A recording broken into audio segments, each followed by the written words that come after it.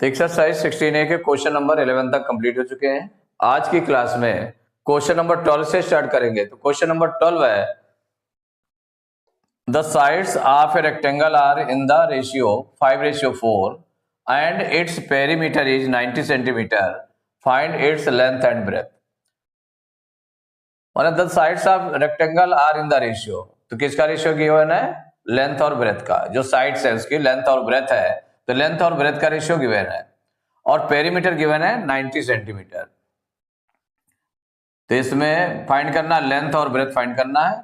तो the ratio of length and breadth, the ratio of length and breadth equal 5:4, ये given है। और दूसरा क्या दिया? Perimeter of rectangle. Perimeter of rectangle given है, पेरीमीटर ऑफ रेक्टेंगल ये गिवन है 90 सेंटीमीटर। अब देखिए जो लेंथ और ब्रेथ का रेशियो गिवन है, तो उसको वेरिएबल x यूज करके उसकी एक्चुअल वैल्यू ले लें। तो लेट कर लें, let the length be 5x and breadth be 4x centimetre. ये आपने लेट कर लिया, लेंथ को लेट कर लिया 5x सेंटीमीटर एंड ब्रेथ को लेट कर लिया 4x सेंटीमीटर। जो उसका रेशियो गिवन था उसमें x इंसर्ट करके। अब इसके बाद में पेरीमीटर ऑफ रेक्टेंगल का फार्मूला यूज कर लें। पेरीमीटर ऑफ रेक्टेंगल इक्वल क्या होता है? 2 इंटू लेंथ प्लस ब्रेथ, ये होता है ना। अब इसमें वैल्यू पुट कर दें तो 2 इंटू लेंथ कितना लेट किया आपने? 5x प्लस ब्रेथ कितना लेट किया? 4x इक्वल हो जाएगा 2 इंटू 5x 4x कितना हो गया? 9x। तो 9 टू जाए 18x सेंटीमीटर, इतना आ गया। पेरीमीटर ऑफ रेक्टेंगल आ गया। अब ये पेरीमीटर ऑफ रेक्टेंगल जो आया x के फॉर्म में, ये गिवन पेरीमीटर के इक्वल हो जाएगा। तो नाउ 18x इक्वल टू हो जाएगा 90 के। तो इससे हम x की वैल्यू निकाल लें तो 90, ये डिवाइड में चला जाएगा 18, ट्रांसपोज करेंगे 18 बन जाए 18, 18 5 जा 90। मीन्स x की वैल्यू कितनी आ गई? x की वैल्यू आ गई 5, x इक्वल टू आ गया 5। अब इससे हम लेंथ निकाल लें। क्या निकाल लें? लेंथ निकाल लेते हैं। तो लेंथ कितना लेट किया आपने? लेंथ लेट किया 5x, वैल्यू रख दें तो 5 इंटू एक्स की वैल्यू कितनी निकली? 5। तो 5 इंटू 5 इक्वल टू कितना हो जाएगा? 25 सेंटीमीटर। ये लेंथ हो गई, इतना आंसर हो गया लेंथ। ब्रेथ क्या हो जाएगी? तो ब्रेथ कितना लेट किया है? 4x इक्वल 4 इंटू एक्स की वैल्यू 5 है तो 5 रखा गया, तो 4 5 जा 20 सेंटीमीटर। ये आंसर हो गया। यहां देखा लेंथ भी निकाल ली, ब्रेथ भी निकाल ली। फाइंड करना था, find its length and breath.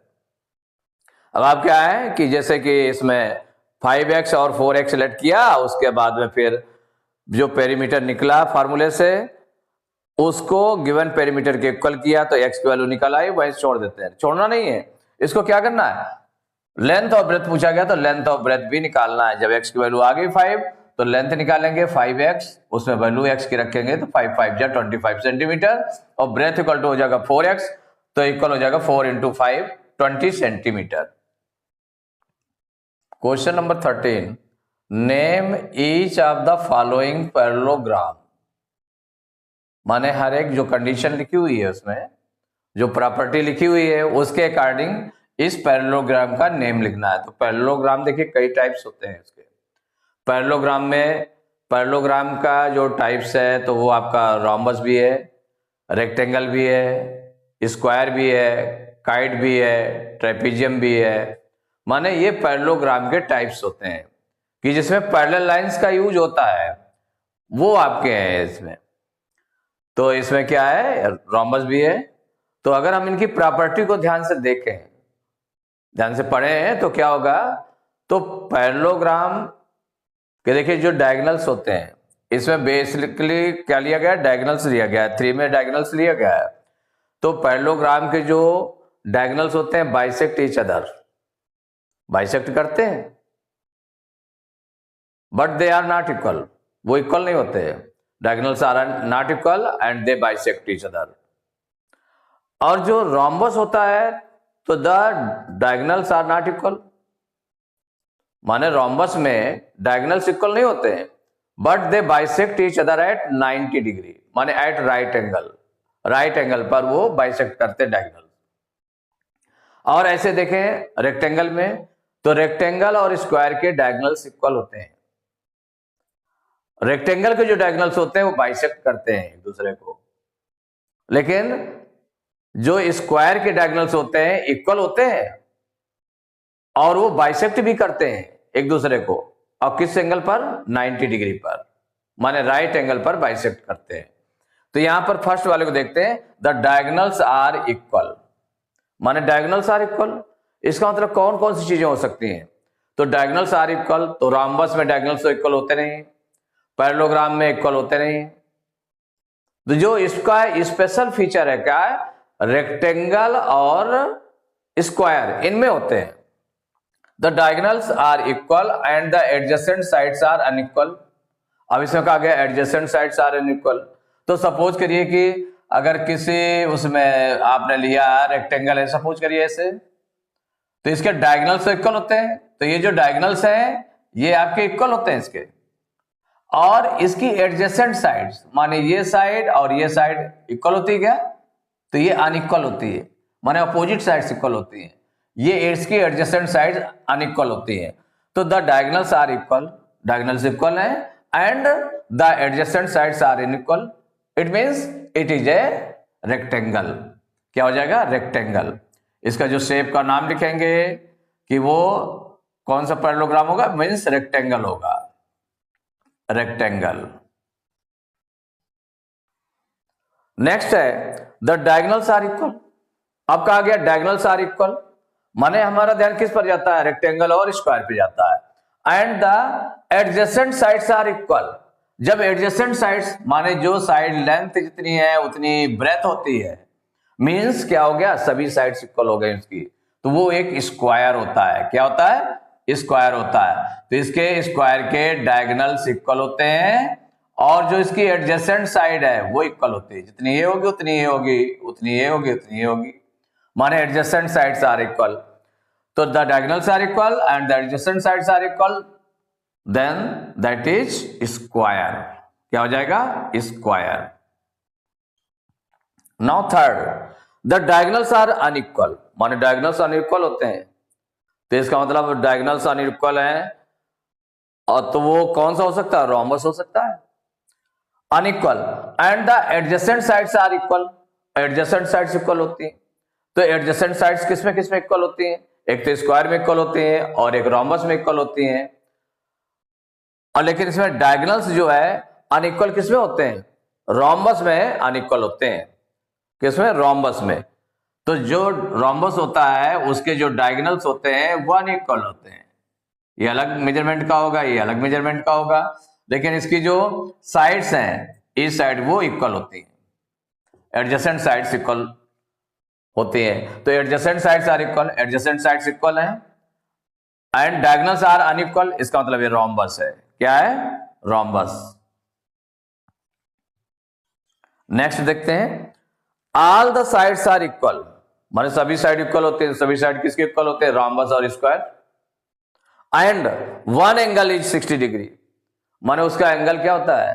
तो स्क्वायर में देखें तो ईच एंगल 90 डिग्री का होता है, रोम्बस में अलग अलग डिग्री के होते हैं, एंगल्स होते हैं। तो and one angle is 60 degree, माने एक एंगल 60 डिग्री का होगा, जबकि स्क्वायर में 60 डिग्री का कोई एंगल नहीं होता है, उसमें सभी 90 डिग्री के एंगल होते हैं। तो all the sides are equal, सभी sides equal and one angle is 60 degree, then this is rhombus. तो ये रोम्बस हो जाएगा। नेक्स्ट है all the sides are equal, माने सभी साइड इक्वल होती है, ठीक है, रोम्बस या square. And one angle is 90 degree, माने एक एंगल 90 डिग्री का होता है, तो इसका मतलब क्या हुआ? ये स्क्वायर हो जाएगा, ये आपका हो जाएगा स्क्वायर। तो इसमें देखिए जो फर्स्ट था, the diagonals are equal and the adjacent sides are unequal, then rectangle. The diagonals are equal and the adjacent sides are also equal, then that is square. The diagonals are unequal and the adjacent sides are equal, that is rhombus. Rhombus fill किया गया. All the sides are equal and one angle is 60 degree, rhombus. All the sides are equal and one angle is 90 degree, square. Sixth part, all the angles are equal and the adjacent sides are unequal. माने name each of the following parallelogram. कौन सा parallelogram होगा, उसका कौन सा type होगा ये देखना है. All the angles are equal माने जब सभी एंगल इक्वल होंगे, माने 360 डिग्री पूरा होता है, तो जब सब एंगल इक्वल होंगे तो उनको 4 से डिवाइड हम कर दें, तो 4 9 जा 36, 4 0 जा 0, माने 90 डिग्री का ईच एंगल आ जाएगा. ईच एंगल 90 डिग्री का आ जाएगा. तो ईच एंगल 90 डिग्री का किस में होता है, एक या तो फिर रेक्टेंगल में होता है या स्क्वायर में होता है. इसमें लेकिन कहा गया and the adjacent sides are unequal. जब एडजेसेंट साइड्स अनइक्वल है इसका मतलब वो स्क्वायर नहीं हो सकता है, वो क्या होगा, रेक्टेंगल होगा. All the angles are equal and the adjacent sides are unequal, तो इसका मतलब क्या होगा, रेक्टेंगल. तो इसको रेक्टेंगल राइट कर लेंगे, तो रेक्टेंगल.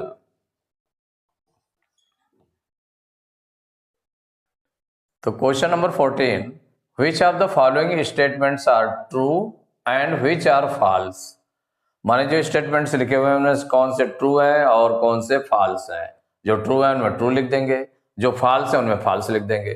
तो जैसे फर्स्ट लिखा हुआ है the diagonals of a parallelogram are equal.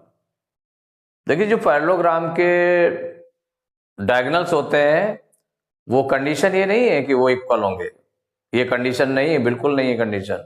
Equal हो भी सकते हैं, नहीं भी हो सकते हैं. माने जब एकदम से क्लियर कट की इक्वल ही होते हो तभी उनको हम ट्रू बोलेंगे. अगर किसी कंडीशन में वो अनइक्वल हो जाए तो फिर उनको ट्रू नहीं बोलेंगे. तो the diagonals of a parallelogram are equal, इसका मतलब ये क्या है, फॉल्स है, ट्रू नहीं है, फॉल्स है. क्या है, फॉल्स. तो फॉल्स राइट करेंगे,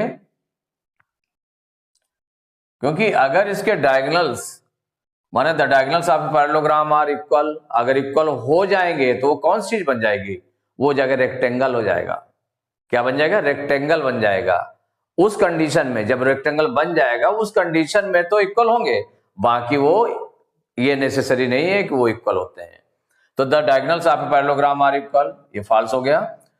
फिर सेकंड है the diagonals of a rectangle are perpendicular to each other. तो जो डायगोनल्स होते हैं रेक्टेंगल के डायगोनल्स बाइसेक्ट करते हैं, क्या है कंडीशन उसमें, बाइसेक्ट करते हैं, लेकिन परपेंडिकुलर होते हैं एक दूसरे के, माने 90 डिग्री पर बाइसेक्ट करते हैं, ये नहीं है. तो the diagonals of a rectangle are perpendicular to each other, ये रॉन्ग है. क्या है, रॉन्ग है. तो इसका मतलब ये फॉल्स है. ये स्टेटमेंट जो लिखा हुआ है फॉल्स स्टेटमेंट है. थर्ड स्टेटमेंट है the diagonals of a rhombus are equal. माने रोम्बस के भी डायगोनल्स इक्वल नहीं होते. The diagonals of rhombus are not equal.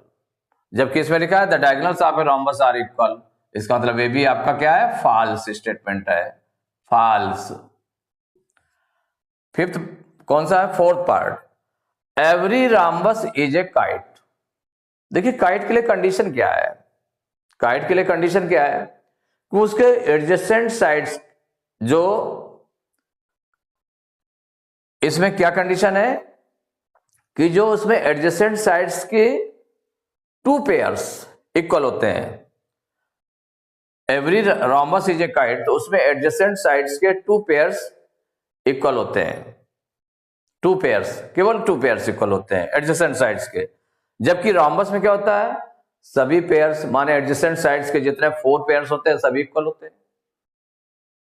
तो इसका मतलब ये every rhombus is a kite, ये रॉन्ग है आपका. तो रॉन्ग मींस ये फॉल्स स्टेटमेंट है. नेक्स्ट है फिफ्थ पार्ट है every rectangle is a square. Every rectangle, अब रेक्टेंगल में सपोज करिए कहा गया every rectangle is a square. Square सब कैसे हो सकता है, अगर रेक्टेंगल की लेंथ और ब्रेथ इक्वल हो जाए तब वो स्क्वायर हो जाएगा, वो स्पेशल कंडीशन होगी उसकी। लेकिन बाकी लेंथ अलग रहेगी और ब्रेथ अलग रहेगी तो वो स्क्वायर नहीं हो सकता है। इसका मतलब ये भी स्टेटमेंट रॉन्ग लिखा हुआ है, every rectangle is square, false है। स्टेटमेंट कैसा है? फॉल्स। 6 पार्ट है, every square is a parallelogram. भाई स्क्वायर को देखें, क्या पैरेललोग्राम होता है क्या? तो पैरेललोग्राम की कंडीशन क्या होती है कि opposite sides are parallel and opposite sides are equal, diagonal bisect each other, माने पैरेललोग्राम की कंडीशन होती है, सभी कंडीशंस इसमें लागू होती है। तो एवरी स्क्वायर, स्क्वायर में अपोजिट साइड्स पैरेलल होते हैं और सभी साइड्स इक्वल होती हैं इसमें, तो माने उसकी कंडीशन सभी लागू होती हैं। तो इसका मतलब है every square is a parallelogram, parallelogram की कंडीशंस को वो फॉलो करता है स्क्वायर। इसका मतलब ये ट्रू स्टेटमेंट है। कैसा है? ट्रू है। नेक्स्ट है 7th part, every square is a rhombus. Square में देख लें और रोम्बस में देख लें, तो स्क्वायर की ऑल साइड्स इक्वल होती हैं, रोम्बस की भी ऑल साइड्स इक्वल होती हैं, माने सभी साइड्स इक्वल होती हैं। इसका मतलब every square is a rhombus. Rhombus के लिए क्या चाहिए? ऑल साइड्स आर इक्वल, ये चाहिए। तो इसका मतलब every square is a rhombus, ये भी ट्रू स्टेटमेंट है। नेक्स्ट है 8th part, every rectangle is a parallelogram. Every rectangle is a parallelogram, तो रेक्टेंगल में देखें तो rectangle is A type of parallelogram. कैसा टाइप होता है? If it's each angle is 90 degree, माने वो पैरेललोग्राम का टाइप होता है। Every rectangle is a parallelogram, माने रेक्टेंगल पैरेललोग्राम की प्रॉपर्टीज को फॉलो करता है। उसके अपोजिट साइड्स पैरेलल होते हैं, अपोजिट साइड्स इक्वल होते हैं और अपोजिट, तो ये सब उसको फॉलो करता है। इसका मतलब है कि ये ट्रू स्टेटमेंट है। 8th वाला क्या है? True statement. 9th है, every parallelogram is a rectangle. अब पैरेललोग्राम को देखें तो हर पैरेललोग्राम क्या रेक्टेंगल हो सकता है क्या? नहीं हो सकता, क्योंकि उसका कोई ये कंडीशन नहीं है कि नहीं ईच एंगल उसका 90 डिग्री हो। जब ईच एंगल 90 डिग्री का हो जाएगा तो वो रेक्टेंगल हो जाएगा, वरना नहीं होगा। तो इसका मतलब every parallelogram is a rectangle, ये फॉल्स स्टेटमेंट है। क्या है? फॉल्स है। नेक्स्ट है 10th, every rhombus is a parallelogram. देखिए रोम्बस भी पैरेललोग्राम का एक टाइप होता है। इसका मतलब पैरेललोग्राम की पूरी प्रॉपर्टीज को रोम्बस फॉलो करता है। तो every rhombus is a parallelogram, ये ट्रू स्टेटमेंट है। क्या है? True statement. अब सब कंडीशन देख जाइए। फर्स्ट है the diagonals of a parallelogram are equal, ये फॉल्स है। The diagonals of a rectangle are perpendicular to each other, false. The diagonals of a rhombus are equal, ये भी फॉल्स है। Every rhombus is a kite, false. Every rectangle is a square, false. Every square is a parallelogram, true. Every square is a rhombus, true. Every rectangle is a parallelogram, true. Every parallelogram is a rectangle, false. Every rhombus is a parallelogram, true. तो exercise 16A complete हो गई। Next class में exercise 16B start करेंगे।